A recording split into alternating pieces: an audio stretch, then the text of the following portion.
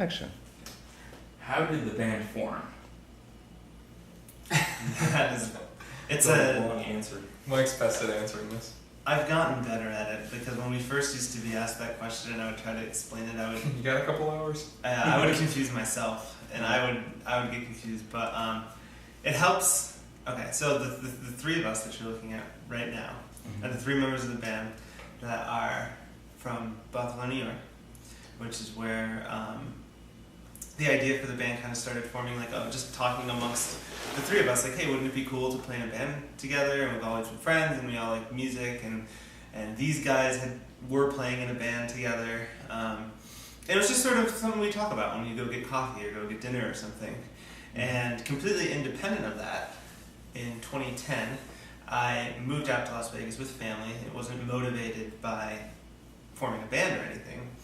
And came out and started playing around town, by myself with an acoustic guitar, a lot downtown, and sort of started to see that, hey, this is a lot of cool stuff going on around here, and it was inspiring me. So I sort of thought, let's reignite that conversation about forming that band that we had sort of kicked around, and wouldn't it be crazy if you guys came down and maybe we played a show together and just see how it goes.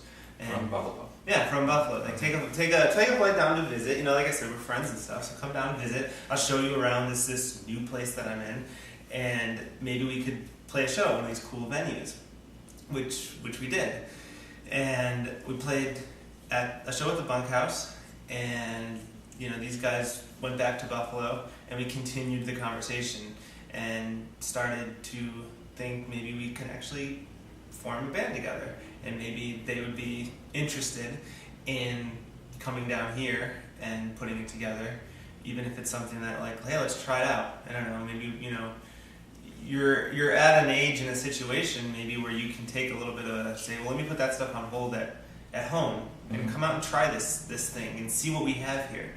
And so they came out and ended up deciding to stay and form the band and take it seriously. And that was really the formation of the band. And then from there it developed, and we found all the other pieces that we needed. And the two guys that aren't here, John and Corey, came on a little bit later and are not from Buffalo. Okay. But we still want to bring them back home sometime. Are you the only original members? Yeah, we are the only two. We started with another Buffalo guy, Ryan. Did they get fired or quit? Or what happened? What if we fired people? Yeah, you're not getting paid anymore. We're never getting paid. With Ryan, with our original drummer Ryan, who, as Mike mentioned, was also from Buffalo. He just was ready to move on. He parted ways with it. It was his decision ultimately. And then with Danny, our previous bassist, our original bassist, it was more of a mutual thing. He was other things were kind of coming into his life, and it became tougher and tougher for both us and him. So we just had a very friendly conversation about it, and it made the most sense. Okay. And it coordinated with us with the timing worked out where we had someone who was kind of filling in for Danny. It was Corey. And at first we weren't sure that he would be interested in doing it full time. We didn't think, well, it was going very well with him. We just didn't think he had the time himself, but we just said, hey, you want to be a full-time guy? And he was very much interested, so that's where we're at. Now, I'm curious about the name of the band. Is there a place in Buffalo called Avalon Landing?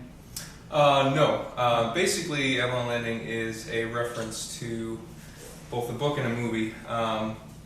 So I think everyone's aware of Catcher in the Rye. Yeah. By J.D. Salinger. There's a movie called Finding Forrester. I like how you explain this. You did a really good job with this. But basically, there's a movie called Finding Forrester. You do it better than me. And in that movie, it's very loosely based on J.D. Salinger. Essentially, it's a reclusive author who's just kind of hidden away and never exposed to the world until the main character comes along, and that changes things. But basically, he wrote a book in the movie called Avalon Landing, and it references both Finding Forrester and it pretty much is Catcher in the Rye for the movie. Okay. So that's what it references. It's a movie that, especially back then, I really, really liked, and all three of us really liked Catcher in the Rye. So I kind of came up with that years ago before we formed this band, and I had mentioned it to Mike way before we were going to start this thing, and he said, "Hey, that's a cool name for a future band." So I've never seen the movie, guys. yeah, that's great. It's a good one. We never had to actually sit down and come up with a band name, which is like Nice. the hardest thing sometimes. Yeah. Like when a band forms, Yeah. that just kind of came. That was like it came with the idea, and Yeah. you know, it was just something we didn't have to worry about. Yeah.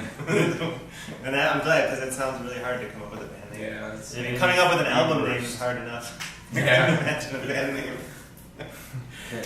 Who are your musical influences and in the mainstream, and do you like anybody in town as far as solo or sopranos? This question's always difficult to answer. Basically, what we like to say is we're more influenced and inspired by anybody being creative at all. That's more of an influence to us than anything on the radio, even some of our favorite bands that we listen to all the time.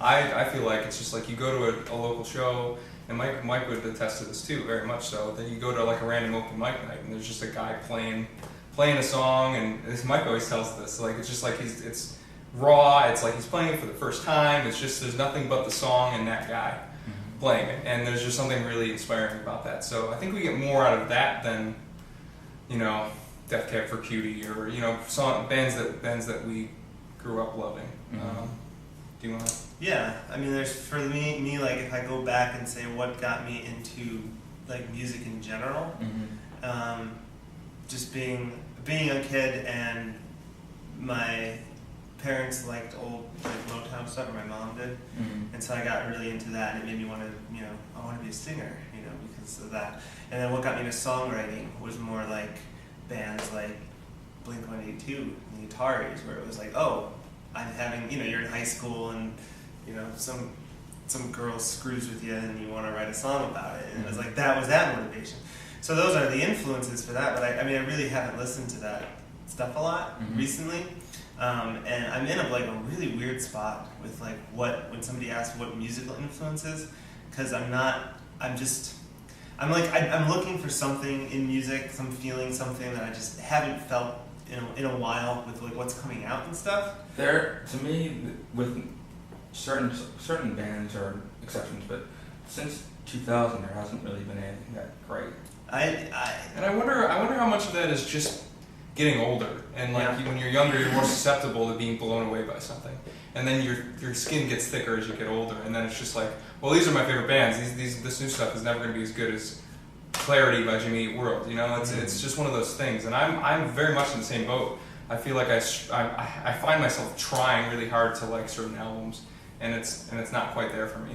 And then there are other times where I'm not paying attention at all, and then I you know, Spotify will lead me to some random song that I absolutely love.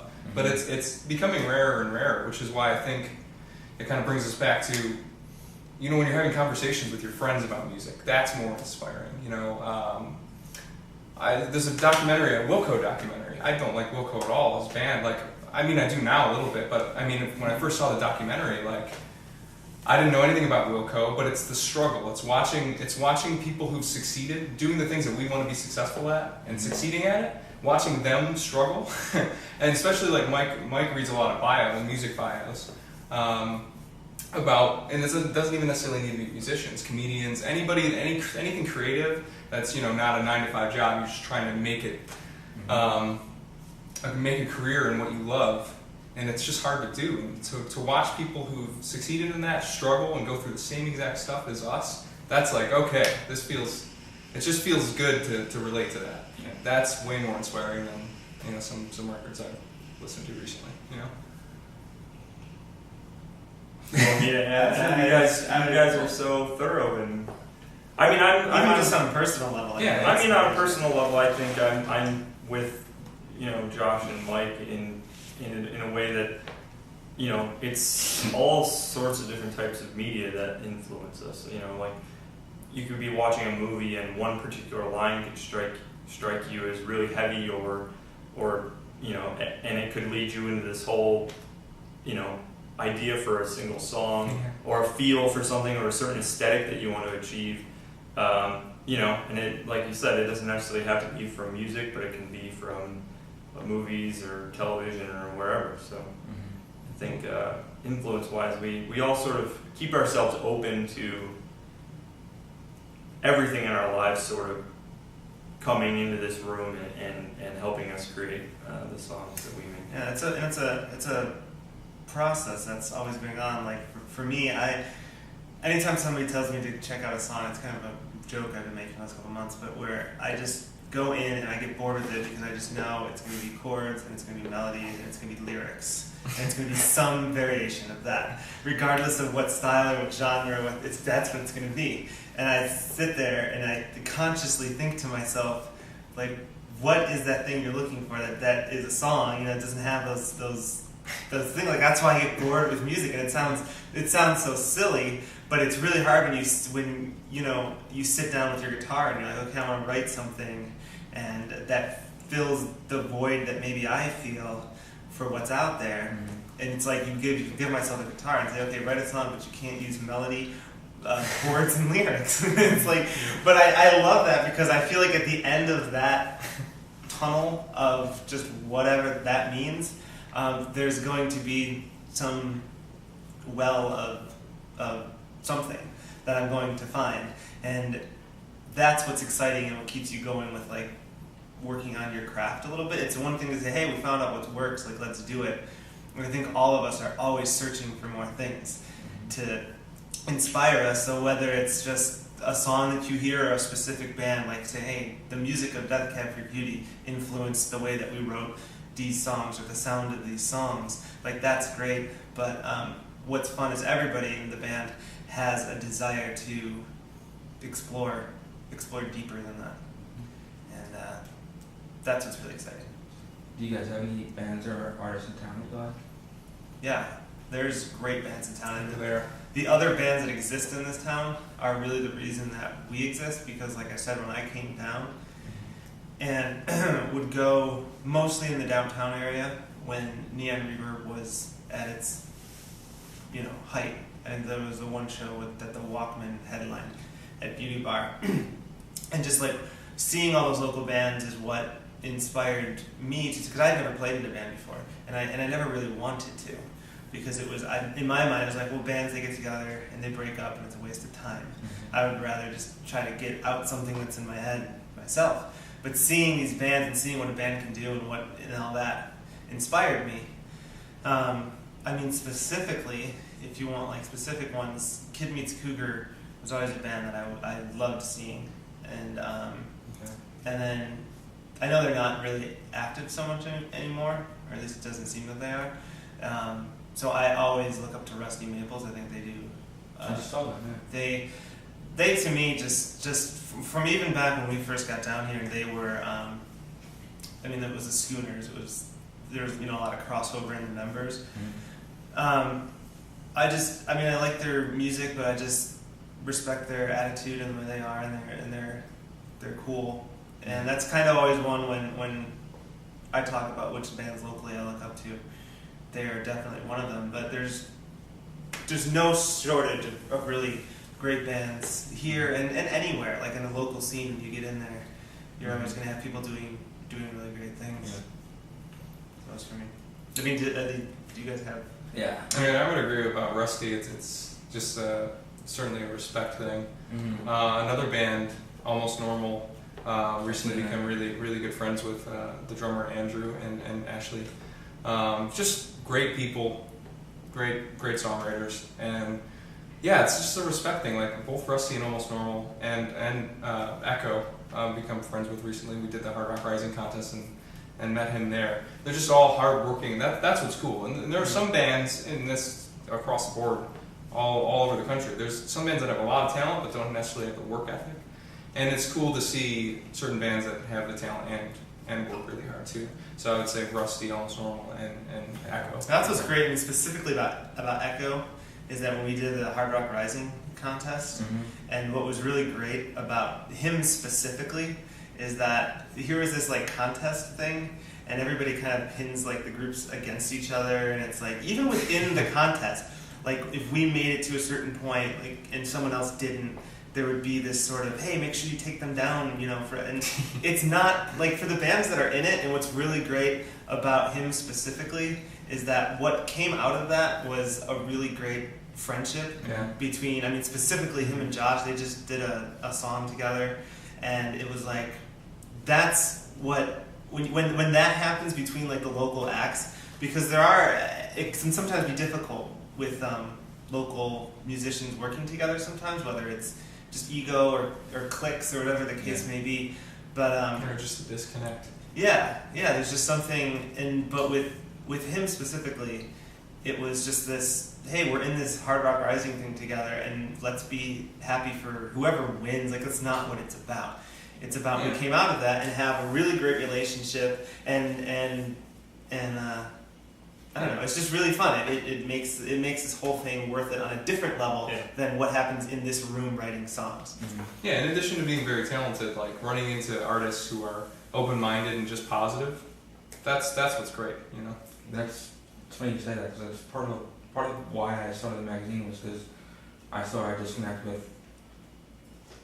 It was very like secular and like compartmentalized. Sure. Mm-hmm. And like everybody was doing their own thing, not caring about other people, but just caring about their stuff so much that they didn't think about everybody else. Yeah, right. And I was thinking, if I do this, I'm trying to help people, and if everybody helps everybody wins. Right. Absolutely. Yeah, it's not necessarily especially music. It's not a competition where like you're in a race to like beat somebody, because we're all sort of, there's room. If you're good at what you do and you work hard, there's room for everyone to succeed. Yeah, absolutely. There's not like a set amount of spaces at the top, where, if someone gets in one of those spots and that's it, you're done. It's you're not always going to get there at the same time, but you can always help each other and push other artists and help. A lot of times it helps push your own direction and drive into a certain place that maybe you didn't think you were actually going to get to. So definitely that, it's that kind of thing where having positive people remind you that it's not necessarily like beating each other out of certain things. It's it's good to have that. Yeah. So. What is the writing process for songs? Who generally writes the lyrics and the music, and does someone bring the song as part of a song, and then you generally build it around it, or how does that work? Right now it's kind of all over the place. It's like we're kind of almost in experiment mode in terms of how the process is coming together. But generally, for the record we put out for Reside, it was if it's a song that I'm singing on, it was something that I put the progressions and melody, at least partially, and lyrics together a little bit, and we'd bring it to practice, and then we'd have to turn it into a song. We'd arrange it and make decisions about the arrangement, about the structure of the song as a band. Mm-hmm. And so it was the same situation with Mike. If he was sitting at home and playing his guitar and came up with a chord progression and a melody and some lyrics that he liked, even if it's not necessarily the whole song, we'd bring in a chunk of that, just pretty much bring in a chunk of music or an idea into the room and just working it out in the room with everybody and adding the appropriate instruments and the appropriate arrangement. Now recently it's been all over the place. We wanted to make an effort to get the beginning point of songs with at least the three of us in the room, or like everybody in the room, so that the origin of the idea of the song wasn't necessarily just me or Mike being like by ourselves and then bringing the idea to the room. We wanted to experiment with just trying to write from scratch, whether it's a melody or a lyric, and that's pretty new. Usually it's like a musical idea. If we come up with something in the room with everybody, it's usually like an instrumentation idea. But earlier on this year, we were experimenting with actually trying to write lyrics together for a little bit, trying to write melodies together. Mike and I, and Clayton too, we all write independently because it's just what we love doing. And what we want to start doing is anytime we have practice, no matter what, if it's strictly for rehearsal, just trying to set aside even 20 minutes to just try and come up with something brand new, so that we have something. It's always interesting and fresh for us, and there's more creative ideas being thrown around. Okay. It could be a challenge. I mean, you just think you throw a bunch of musicians into a room and you're guaranteed to get something, and you put a band together and you just start cranking out songs, but it can be really hard, You need chemistry. Yeah, and it's something where it's like everything that we'll talk about it's always a process that you're going through, and like when we say like, well, let's just get into the room and write a song together, everybody in the band is a writer in their own right. Mm-hmm. And so you think, well, you throw those together and bam, you're going to get the best of everybody in this song, and it doesn't necessarily work that way, because it's a totally different monster, when you're sitting by yourself and you're free to come up with whatever you want, versus I have this idea for a lyric and everybody's trying to think of something. And build around it. Yeah, because the second you put that thought in your head that it's going to be presented to somebody, it runs it through this filter. And I think the key is to not have that, but it is a process that you sort of have to deal with. So but for us is that we're all so comfortable and supportive of each other, and truthfully, it's not just saying that, but you're still going to have those, whether it's your own insecurities or your own whatever, or I'm sitting over here going, I want to write a song that doesn't have lyrics, chords, and melodies. What do you guys think? How do I fit that into the context of what we're doing? And maybe on a day, any one of us comes over and says, hey, I have this song, and it's pretty much all laid out. Whatever material goes into making the Avalon Landing song, the way that I think of it is, if somebody comes to the table, whether it's Josh or Clayton or John or Corey or anybody, and says, hey, here's a bunch of songs that I just wrote and I want to use for the band, it's like, if you're finding something in there, keep running that register, and let's bring it into the band. Explore. Yeah, and for me, I write a chord and a melody, and I bring it in, and maybe Clayton comes up with a guitar riff, and the whole reason that people like that song is because of the guitar riff. Which I think is what might happen with our most recent song written. Clayton is writing some good riffs. It's true. But that's the thing, is it's like you look at it, and people sometimes say that, oh, that song is a Josh song, or it's a Mike song because of who's singing, that's who's voices up front. Mm-hmm. But it's really not that, because a lot of times what makes the song is some element of it that the person who came with the idea really had nothing to do with. Mm-hmm. But that's what's so exciting, and you give away a little of yourself. There can be no ego, there can be none of that. And for us, what we have as far as where we can draw from writing, I don't think that we've even tapped the fullest potential yet, and it's a good thing, because hopefully this band will be going on for a long time, and we'll need to, you don't want the wells to dry up, and we have a ton of wells, and it's just we don't know how to access them yet, but it doesn't mean that we won't. And that's, again, coming back to how I end everything, that's what's so exciting about it. Do you find that there is any ego at all in the band, or no? Because that is a problem as far as... Yeah, it's totally. Honestly, if there is, I haven't noticed it. I mean, honest, we're all just really supportive of each other. That just lends itself to arguments, and that's how bands work out. Yeah, we don't argue a lot. If there's any disagreements or whatever, it's something that we've had, honestly, even when we're putting together Reside, the record, and decisions on the album that we would sort of say, a band vote on it, and people are butting heads, and we would sit there and get nowhere with it for 2 hours, but nobody would ever raise their voice. It was just a conversation, and I think part of it has to do with mutual respect, whatever, but it's that we are close friends, and if anything, if an argument happens or somebody's just feeling down on something or whatever, we can manage our. There's a balance. We're not. We all get along, but we don't necessarily have all this exact same personality. So there's a certain balance. If someone's bummed out, everyone else can support, and vice versa. So I think it's a really, really good balance. The other thing is we were friends for a very, very long time before we were ever in a band together, at least with all three of us. Mm-hmm. And there's a mature factor too. We're just older. If we're 17, there could be a lot of arguments. we'd be less mature, we'd be less capable of getting through a disagreement without fighting. But so I think it's just a maturity factor and the fact that we've been friends for a long time, and it's very much a respect thing. So, Okay. yeah. What was it like recording your album? Was there any hard or easy? Was it fun or was it hard? Or? Both. Yeah. Very much both. Really? The recording's like simultaneously the most fun thing that you can do and the most stressful thing in the world, because you're finally getting the songs exactly the way you want them, and you're putting them into this recorded format that is going to represent the band for at least a year, if not longer, if not forever. And so it's high stress. You want it to sound good, you want it to come out the right way, you want it to represent you well, and but at the same time, it's like the most creative,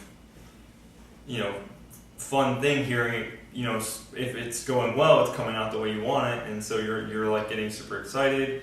And Mike and I especially, we're both in like sort of musical positions where we're like, I'm stepping into stepped into, I guess it's been quite a while now, more of a lead guitar position, and he's in a position in a band where he's having to write guitar parts and stuff, and so we're constantly pushing ourselves to be better and sort of progressing through these obstacles and hurdles and stuff where you're learning and trying to record at the same time and all this stuff. So there's a whole lot of different stuff going on. You guys can probably...